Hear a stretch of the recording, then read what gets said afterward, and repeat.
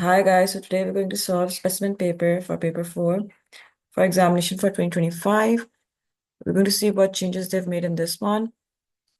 So far, the main change that they've made is like they have added list of formulas in paper 4 as well, which are included in paper 2 as well. But paper 2 is non-calculator and paper 4, you're allowed to use the calculator. So let's solve the first question. It says write on the integer values of x that satisfy the inequality x is less than 2 but greater than or equal to -2. So since -2 is included, that comes in the values. Since we're going towards the right-hand side, then you have -1, 0, and lastly 1. 2 is excluded from the integer values. Then question 2 says in triangle PQR, QR is 10 centimeters, PR is 11 centimeters. Using a ruler and compass only, construct triangle PQR. The line PQ has been drawn for you. They have already given us PQ. QR is 10 and PR is 11. So to construct this triangle, we'll take our compass and we will open it to 10 centimeters first. Since I'm doing this online, I can't open this to more than 9 clearly. So what you'll do is you open your compass to 10 centimeters. Then you bring it over here at point Q. Then you bring it over at point Q and you draw an arc of 10 centimeters. Mine isn't 10 centimeters because the compass isn't opening to that. And then you will repeat the same steps from point P, but from point P, you open the compass to 11 centimeters. And what you will do is you will draw another arc. So like this, you will draw 2 arcs. From point P, your arc will be 11 centimeters. And from point Q, it's going to be 10 centimeters. Once you have drawn these arcs, what you do is you use your ruler to connect the intersection points of the arc with point P and Q. This is one point. This is the other point. So this is what your triangle would look like. But in your case, this would be 10 centimeters and this would be 11 centimeters. But that's how you basically construct it. Then question 3 says simplify x to the power 8 times y to the power of 7 divided by x to the power of -1 divided by y to the power of 3. So let's write this as a fraction first. X to the power of 8, y to the power of 7 divided by x to the power of -1, y to the power of 3. So whenever you have similar bases being divided, you subtract the powers, which means we'll subtract the powers for x and subtract the powers for y separately.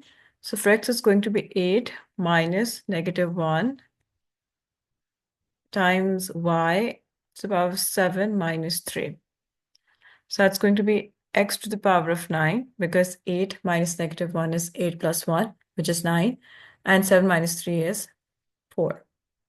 So x to the power of 9 times y to the power of 4 is your answer. Then question 4 says there's a function 3x minus 5. The domain for the function is -3, 0, and 2. So the function exists as these 3 values for this one. As stated by the question, the function exists at -3, 0, and 2.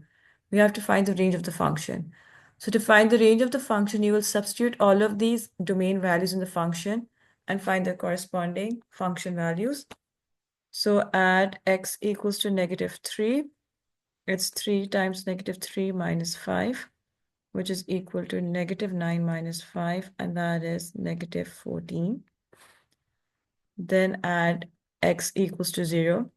That's 3 times 0 minus 5, which is 0 minus 5, that's -5.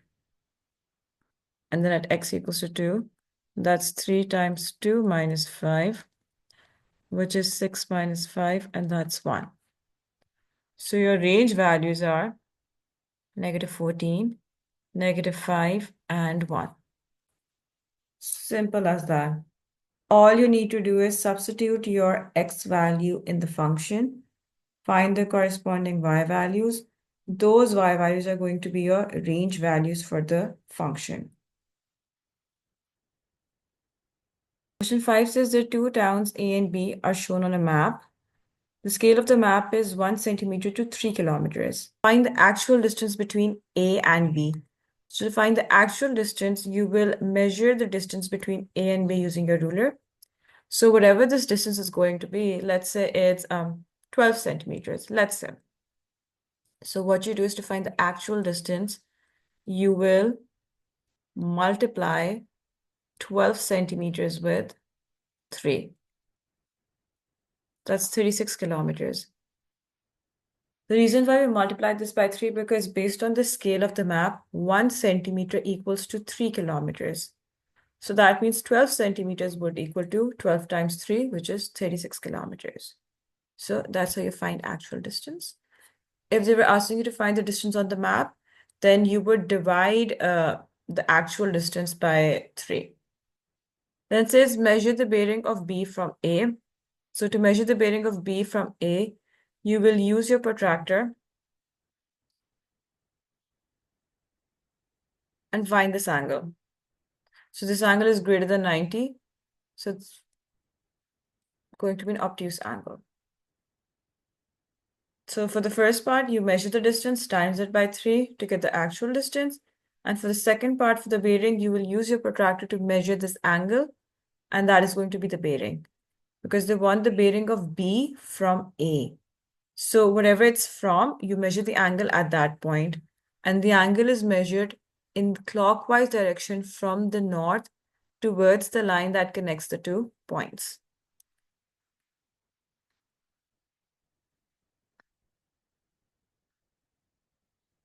Then it says calculate the bearing of A from B.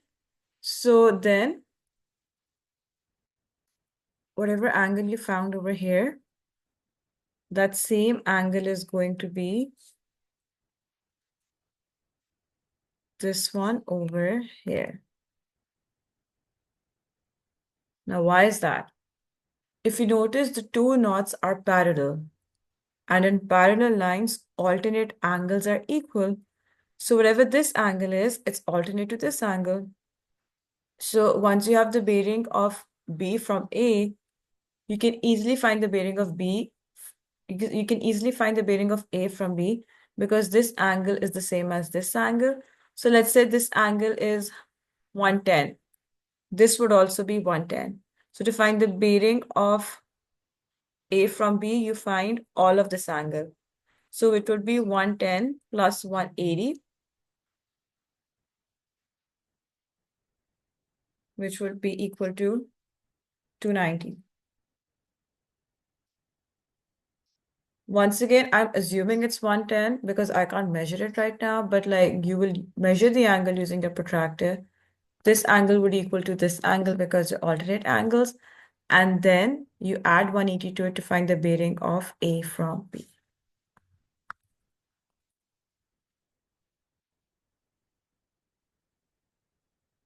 Then question 6 says a solid metal cuboid has a volume of 600 centimeter cube. The base of the cuboid is 10 centimeter by 12 centimeters.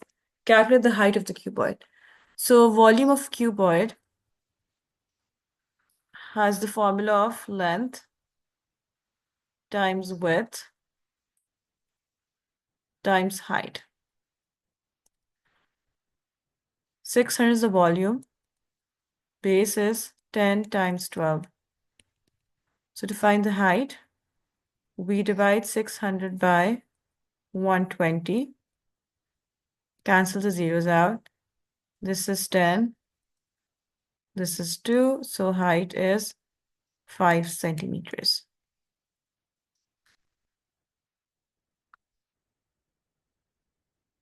Then it says the solid metal cuboid is melted and made into 1,120 spheres, each with radius 0.45 centimeters. Find the volume of metal not used in making these spheres. So to find the volume of the metal not used in making the spheres, we need to find the volume of the spheres first. So radius is 0.45. Volume of the sphere is 4 over 3 pi r cube. That's 4 over 3 pi times 0.45 cube. And that gives us 0.3817 centimeter cube. So volume of 1120 spheres would be this times by 1120, and that gives us 427.504 centimeter cube. So to find the volume of metal not used, we will subtract 600, which was the volume of the cuboid, and 427.50, and that is going to give us 172.49 centimeter cube. That is the volume of the metal that is not used in making the spheres.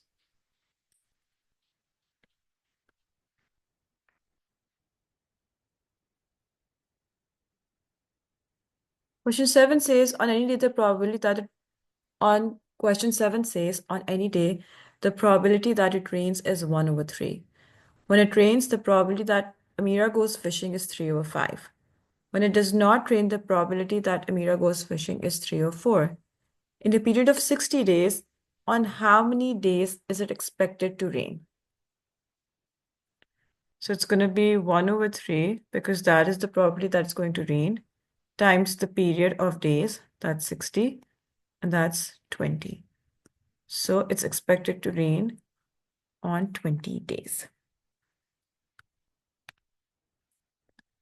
Let's just complete the tree diagram.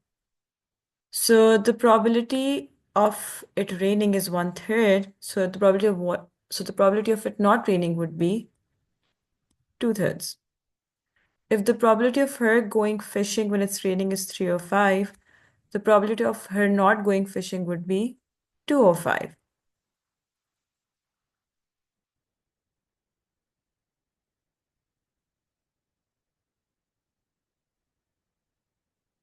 Then the probability of it not raining and her going fishing is 3/4. So not going fishing would be 1/4.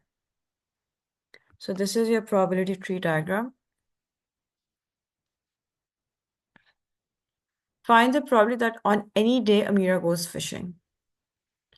So on any day if she's going fishing, that means it's going from here to here or here to here.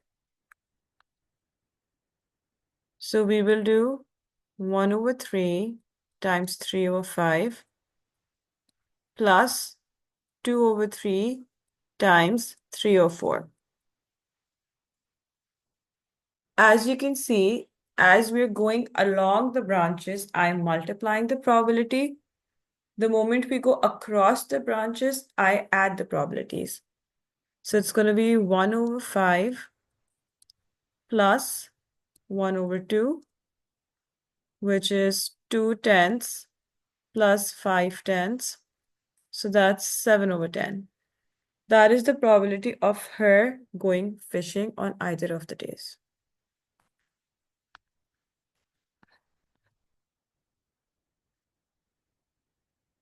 Question 8 says, on the grid, draw the line y equals to x and x plus y equals to 7. So y equals to x is the line that passes through the origin, where for each value of x, you have the same value of y. For x plus y equals to 7, if you make y the subject, we will have negative x plus 7. So as you can see, the y-intercept is 7 and the slope is -1, which means the line is going in the opposite direction. This is going to be your line.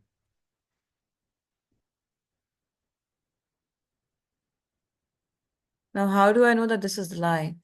Because if we put y equals to 0 to find the x-intercept, that's x plus 0 equals to 7, and that's x equals to 7. So this is our x-intercept, and y-intercept we already identified as +7 as well. So these are the coordinates for the line.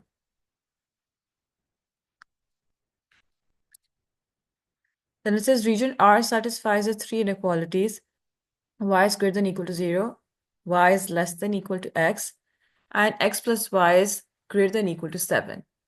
On the grid, label the region R.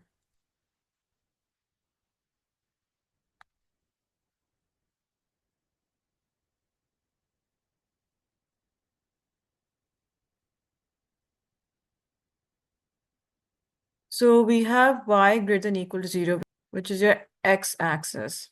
Greater than equal to 0 means everything above the line.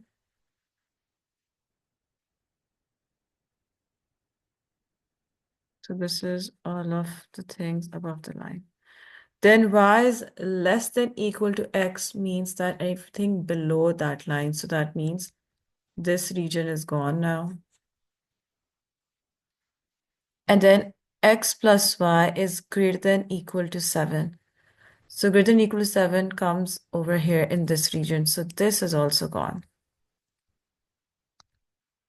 So that means region R is identified by this part. Here, your y is greater than equal to 0. Over here, y is less than equal to x. And x plus y is greater than equal to 7.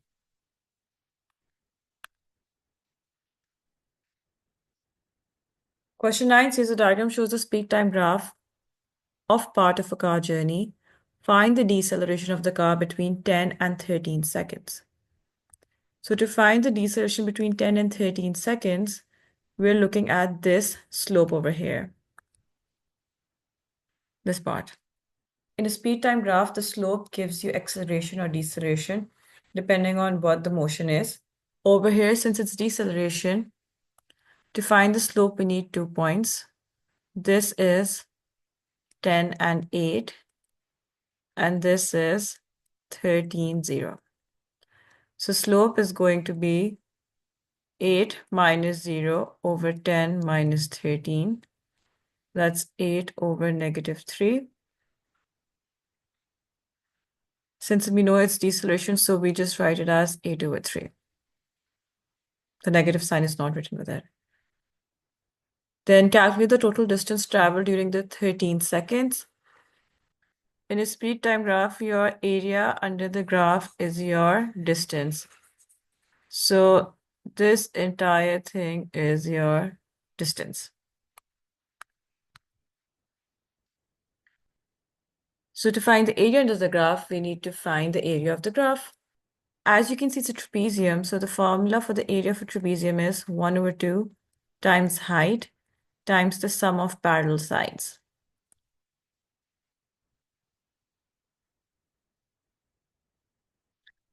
So height is 8.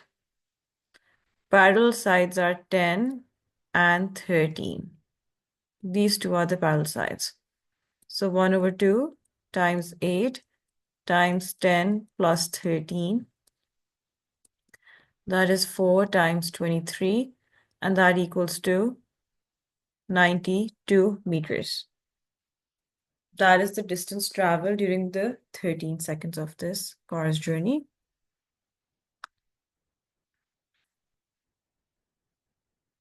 Question 10 says factorize 2x plus 6 minus 3xy minus 9y. So in this, we're going to do factor by grouping. Why? Because if you look at the entire expression, all the terms don't have anything in common. Not all of them have an x, not all of them have an y, not all of them come in the same times table. So in factor by grouping, we split the terms into two groups. In the first group, we can see that we have 2 common. So 2 bracket x plus 3. And the second group, we have negative 3y common. So negative 3y bracket x plus 3. So between 2 and negative 3y, we can see that we have x plus 3 common. So x plus 3 bracket 2 minus 3y. That is your factorized answer.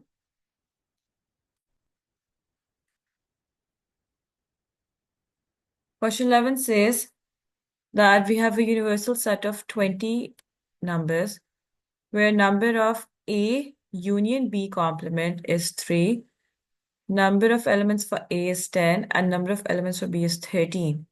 The Venn diagram shows some of this information. Find the number of A intersection B. So for A intersection B, in total there are 20 elements. Number of elements in A are 10. This is X, so it would be 10 minus X. This is 13, would be 13 minus X. So 20 equals to 10 minus X plus 13 minus X plus 3. So that's 20 equals to 26 minus X, and X is 26 minus 20, which is 6. So 6 is the intersection of A and B.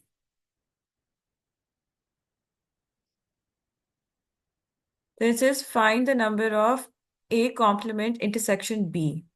So A complement means all the elements that are not included in A. So if we look at that, A complement would be with intersection B would be this part. So that's 13 minus 6, which is equal to 7. So that is the number of A complement intersection B elements. Question 12 says the height 8 centimeters of each of 100 students measured. The table shows the results. Calculate an estimate of the mean. So when you have class intervals, to find the mean, we need to find the midpoint of those intervals, which will be our x values. So midpoint of 100 and 150 is 125. For 150 and 160, it's 155. For 160 and 165 is 162.5. And then for 165, 185, it's 175. Once we've identified our midpoints, we use the mean formula, which is sigma fx over sigma f. Sigma fx means you multiply the value of the midpoint and the frequency and then add that to the next midpoint and frequency product. So it's going to be 7 times 125 plus 30 times 155 plus 41 times 162.5 and then plus 22 times 175. All of this is divided by the sum of frequency, which is already identified as 100. So that is going to give us a value of 160.375. That is your mean value.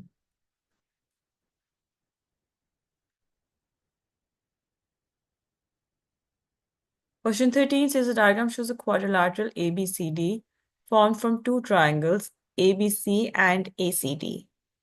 ABC is a right angle triangle. Calculate angle BAC. This is the angle that we need to find. So it's a right angle triangle. We have two lengths. We can easily use SOHCAHTOA. So to use SOHCAHTOA, we need to figure out which trig ratio we need to use.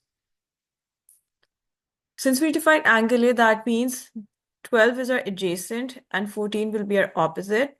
So that's tan. Tan theta equals to 14 over 12.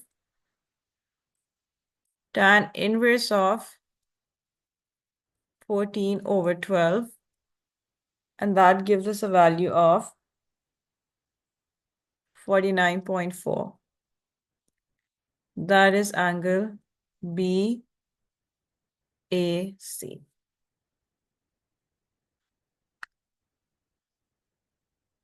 Then it says calculate BD. To calculate BD,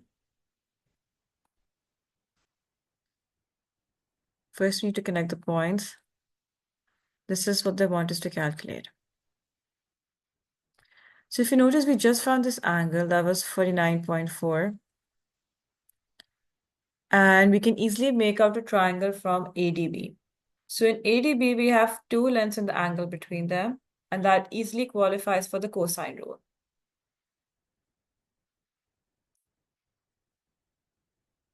So we can do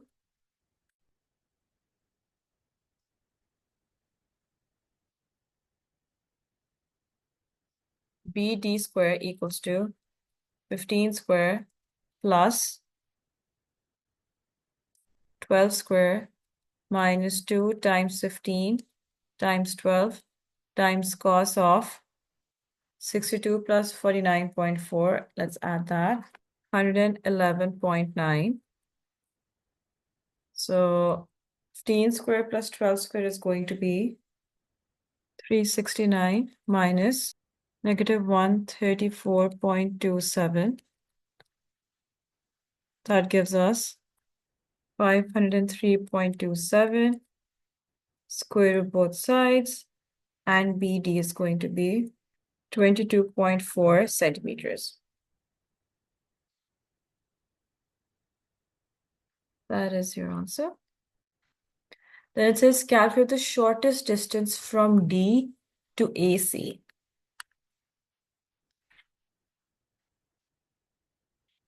Shortest distance from D to AC is this one, this perpendicular distance. So once again, highlight this triangle. If I call this X over here, AXT is a right angle triangle. So we can once again use SOHCAHTOA to find the distance dx. We have the hypotenuse.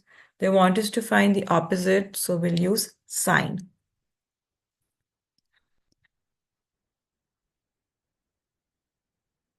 Sine of 62 equals to dx over 15. So 15 times sine 62 equals to dx, and that equals to 13.24 centimeters. That is your answer.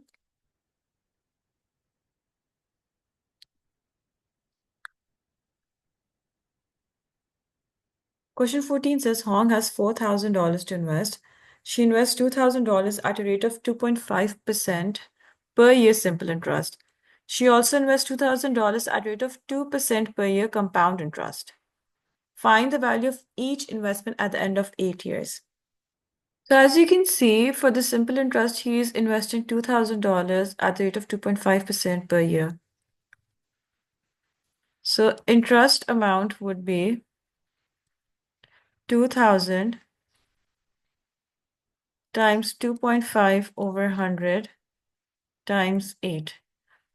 The initial investment amount times the interest rate times the time period. So that gives us $400. So final value is going to be 2,000 plus 400, and that's $2,400. For the compound interest, we're getting the final value directly from the formula. So that's going to be 2,000 times 1 plus 2 over 100 to the power of 8. Your investment amount times 1 plus the rate to the power of time. So that's going to be $2,343.3.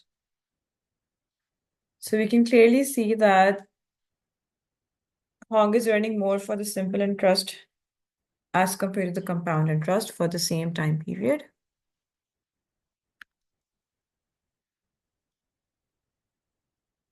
Then it says find the overall percentage increase in the $4,000 investment at the end of 8 years.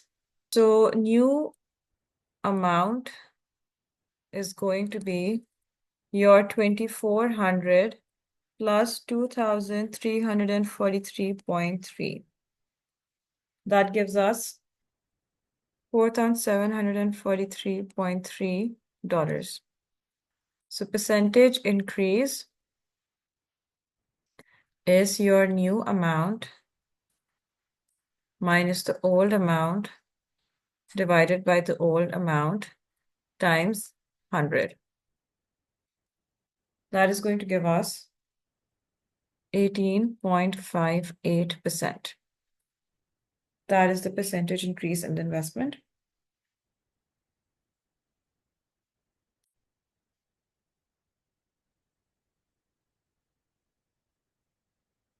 Then it says find the number of complete years it takes for the compound interest investment of $2,000 to become greater than 2,500.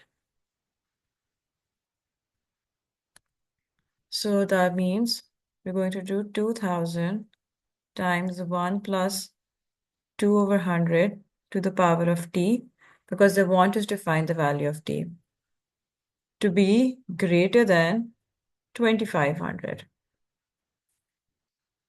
So first, let's divide 2,500 by 2,000. This becomes 0.02. 2,500 divided by 2,000. 1.02 to the power of t greater than 1.25. Then using trial and error, we can say 1.02 to the power of what would give us something that's greater than 1.25. So 1.02 to the power of 12 gives us 1.268 and so on. So that means t is going to be 12.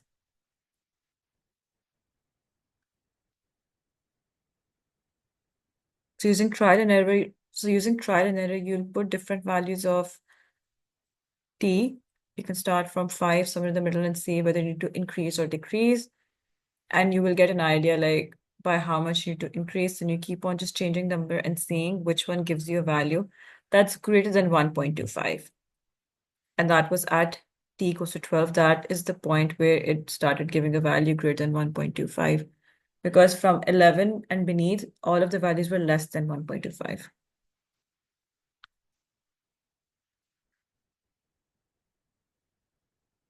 Part B says Elaine invests $5,000 at rate of R% per year compound interest.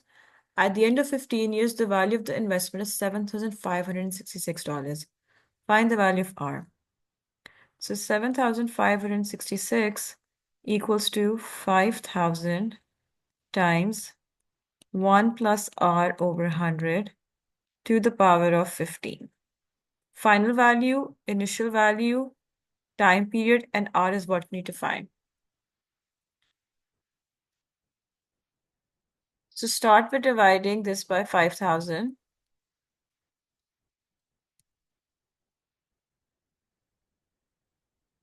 That is going to give us 1.5132.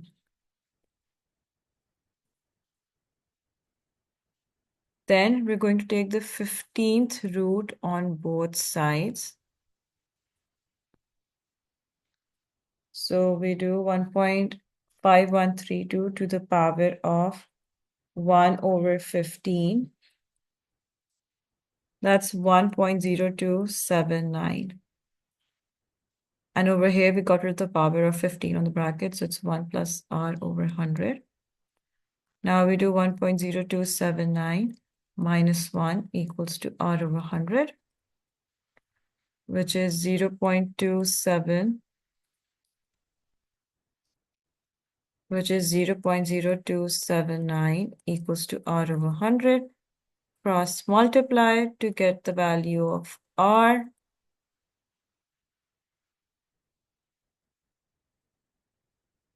And that is going to give us 2.79% for the rate of interest.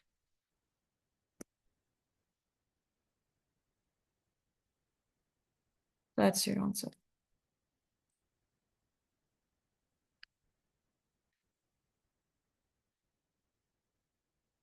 Question 15 says y equals to square root of u square x. Find the value of y when u is 7 and x is 25. So just substitute the values.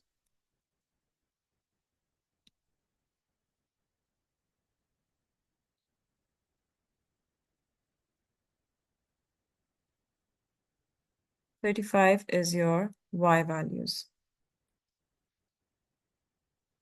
35 is your y value. Then it says rearrange the formula to write x in terms of u and y. So we have y equals to square root of u square times x. So we have y equals to square root of u square times x. So first we get rid of the square root on u square x. So to get rid of the square root, I'm going to square both sides. So that's y square equals to u square x. Then they're asking us to make x the subject. So to make x the subject, we need to get rid of the u square. It's going to be y square over u square equals to x. And that is your answer.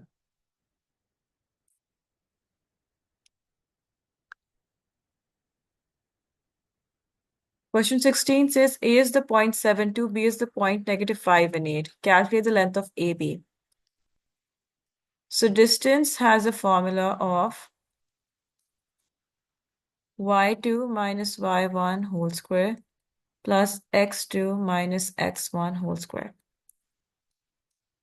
So we'll do 8 minus 2 whole square plus -5 minus 7 whole square. That is 6 square. This is 12 square. 36 plus 144. And that gives us 13.4. That is your distance. Then it says find the equation of the line that is perpendicular to AB and that passes through the point -1, 3. Give your answer in the form y equals to mx plus c.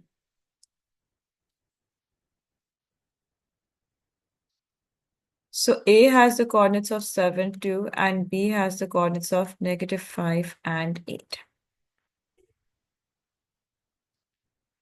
The question states that the equation that is perpendicular to AB. So if this is AB, this is the perpendicular line, and this line is passing through -1 and 3. So first we need to find the slope of AB. So that's y2 minus y1 over x2 minus x1. 8 minus 2 over -5 minus 7. 6 over -12, which is -1 over 2. That is your slope of AB. So if this is your slope of AB, you need to remember that when two lines are perpendicular, the product of their slopes equals to -1. So AB is -1 over 2. So the slope of the other line would be +2. So it's going to be y minus y1 equals to m times x minus x1. This is the point slope form, which we're going to use to find the line of equation. We have a point, we have the slope. So y minus 3 equals to 2 times x minus -1. Y minus 3 equals to 2 times x plus 1. So that's 2x plus 2. And y equals to 2x plus 2 plus 3, which is 2x plus 5. That is your slope-intercept form for the line of equation.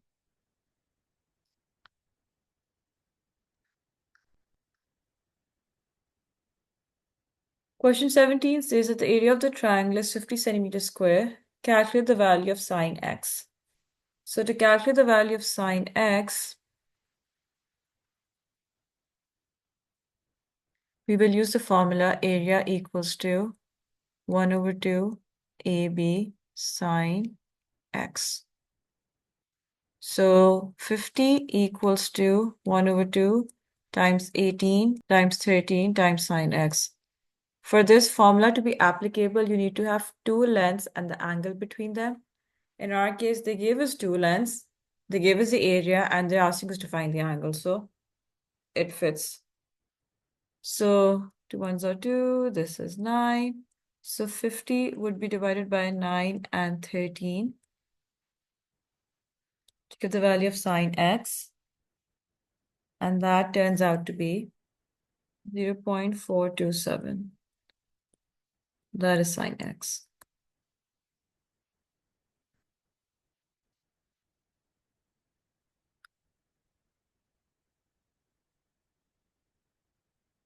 Question 18 says solve 3y over 2y minus 1 equals to 3 or 4.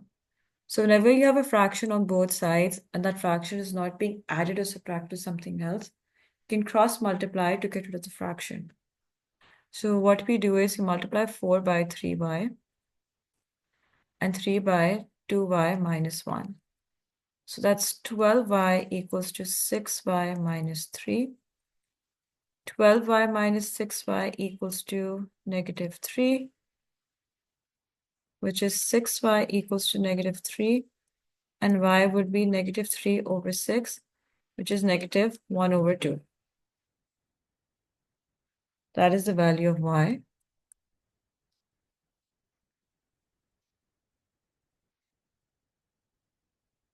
Question 19 says the cross section of a prism is an equilateral triangle of side 6 centimeters. The length of the prism is 20 centimeters. Calculate the total surface area of this prism. So if we draw a rough sketch of this prism, so we have this equilateral triangle. All sides are equal, there are 6. This length is 20. They want the total surface area of the prism. So we have 2 triangular faces and 3 rectangle. So if we draw a line over here, this is your height. So this is a right angle triangle where this is 6. This becomes 3 because you're splitting it equally from the middle, and this is the height. Equilateral triangles have an angle of 60 degrees. This would be 30 because once again we're splitting it, and this is 90. So we can easily find the value of height using our special triangle ratios. This is 30, the length for this is 3. So for this, it's going to be 3 times 2. That's going to be 6. And here it's going to be 3 root 3. So height is 3 root 3. Once again, we're using the special right triangles ratios for your angles and lengths. You can also use SOHCAHTOA to find the height, that's also fine. So area of 2 triangles are going to be 1 over 2 times 3 root 3 times 6 times 2. Why times 2? Because they're 2 triangles. So that's 18 root 3 centimeters square. And area of 3 rectangles, that's going to be 6 times 20 times 3. That equals to 360 centimeters square.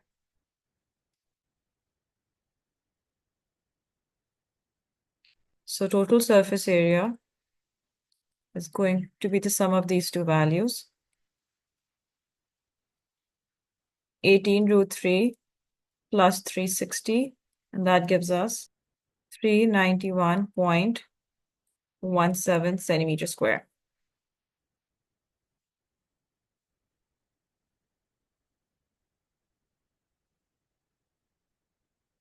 That is your answer.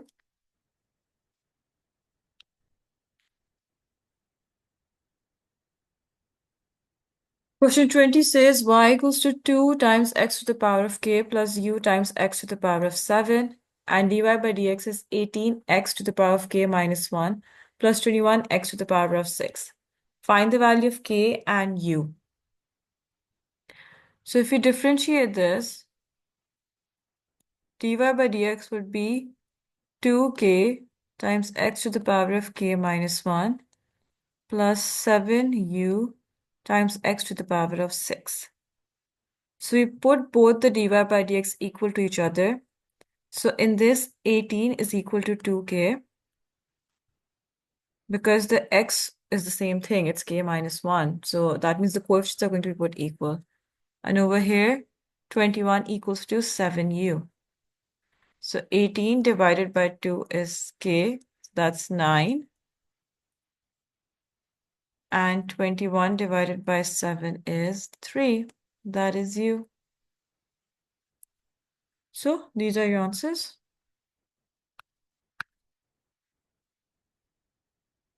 Then it says simplify 5p square minus 20p over 2p square minus 32. So we're going to first factorize the numerators and denominators separately. So we can see that in the numerator, we have a highest common factor of 5p. So when you take that common, we're left with p minus 4. And the denominator, we have a highest common factor of 2. So that gives p square minus 16 in the denominator. Now, if you remember difference of perfect squares, it says that a square minus b square equals to a minus b times a plus b. So keeping this rule in mind, if you look at the denominator, we have two square numbers being subtracted. P is squared and 16 is 4 square. So we rewrite that as 2 times p minus 4 times p plus 4. So now we can see that we have p minus 4 common in the numerator and denominator. So we can cancel those out. And we have 5p over 2 times p plus 4 as our simplified fraction. You want to expand the bracket in the last step, you can, or you can even leave it as it is. Both ways it's correct.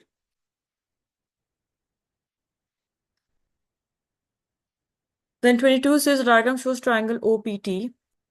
In question 22, the diagram shows triangle OPT. In the diagram, vector OT is given as T, vector OP is given as P, OK is to KT is 2 is to 1, and TL is to LP is 2 is to 1.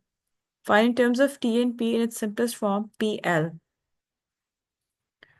So OK is to KT is 2 is to 1. So if OT is T, this is going to be, OK is going to be 2/3 of T, and this is 1/3 of T. So to find PL, first we need to find TP. TP is going to be OP minus OT, which is P minus T. Since TL is to LP is 2 is to 1, so LP is going to be 1/3 of TP. So that's going to be 1/3 of P minus T. Since it wants PL, not LP, so PL would be 1/3 of positive T minus P. We change the direction. So the positives become negatives and vice versa. So that's 1/3 of T minus P. That is PL. Then it says KL. So for KL, this was 2/3 of T, 1/3 of T. KL is this one. So we can easily find KL using KO plus OP plus PL. So PL was 1/3 of T minus P. So KL would be KO plus OP plus PL. KO is going to be 2/3, negative 2/3 of T plus P plus 1/3 of T minus P. So negative 2/3 of T plus 1/3T plus P minus P over 3. That's going to be negative 1/3T and plus 2P over 3. That is your KL.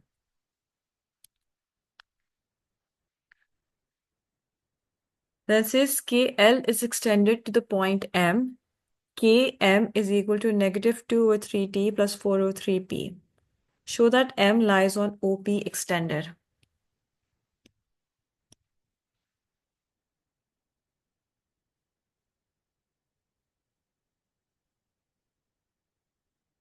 So what we're going to do over here is that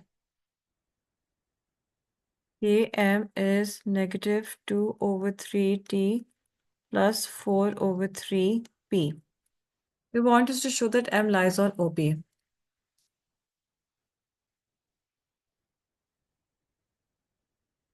So we can easily find OM over here first, because Km equals to OM minus OK. And Km plus OK is going to give us OM. So Km is negative 2 over 3t plus 4 over 3p. And OK was found to be 2/3 of t. So that's going to give us 4/3 of p. And as you can see, OP is p. So it's a multiple. So OM is a multiple of OP because OM is 4/3 of P. So yes, it does lie on OP.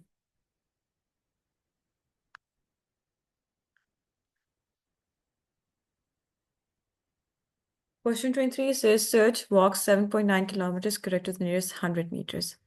The walk takes 133 minutes correct to the nearest minute. Calculate the maximum possible average speed of Serge's walk. Give your answer in kilometers per hour. So first, we begin with dividing the degree of accuracy by 2. So if you look at the distance is in kilometers and the degree of accuracy in meters. So 100 divided by 2 is equal to 50 meters. So let's convert the meters into kilometers. In kilometers, we divide 50 by 1,000, and that is going to be 0.05 kilometers. Then for time, it's given in minutes and the accuracy also in minutes.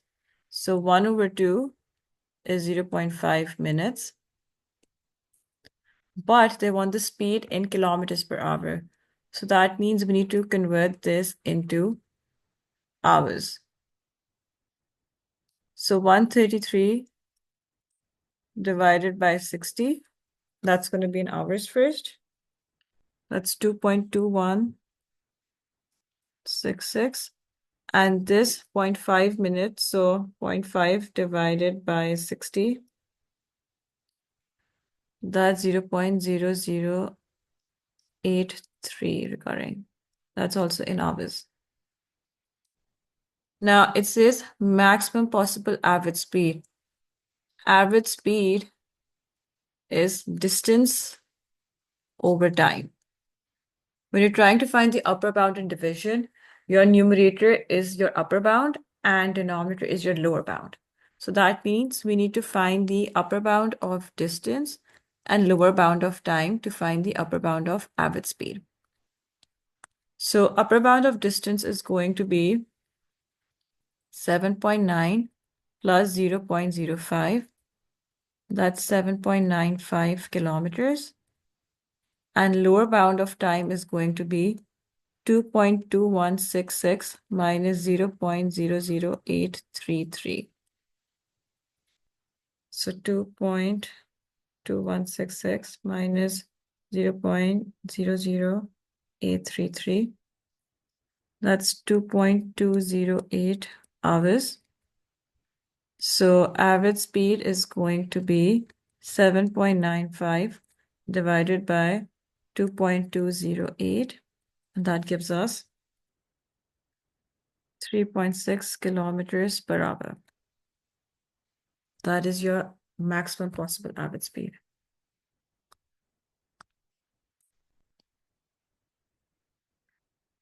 Question 24 says the straight line y equals to 2x plus 1 intersects the curve y equals to x squared plus 3x minus 4 at the points A and B. Find the coordinates of A and B, giving your answer correct to 2 decimal places. So when it says 2 decimal places, that means you will be using the quadratic formula. So since they're intersecting, that means they're sharing a common x and y value. So for that, you can just put both the equations equal to each other. So both the y's are equal. So 2x plus 1 equals to x squared plus 3x minus 4. Now we collect everything on one side. So it's going to be 0 equals to x squared plus 3x minus 2x minus 4 minus 1. That's x squared plus x minus 5. For the quadratic equation, we need to first figure out the values of a, b, and c. A is the coefficient of x squared, which is 1. B is the coefficient of x, which is also 1 over here. And c is your constant. That's negative 5. So x equals to negative b plus minus square root of b squared minus 4ac over 2a. Negative 1 plus minus 1 squared minus 4 times 1 times negative 5 over 2 times 1. That is going to give us square root of 21 over 2. So square root of 21 is 4.58.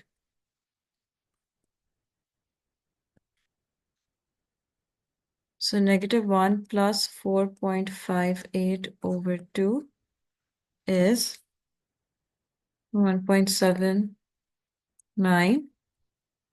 And the other value of x is negative 1 minus 4.58 over 2, negative 2.79. Now these are just the x values. We also have to find the y values. So use the linear equation to find the y values. When x is 1.79, the y value is 4.58. And when x is negative 2.79, the y value is minus 4.58.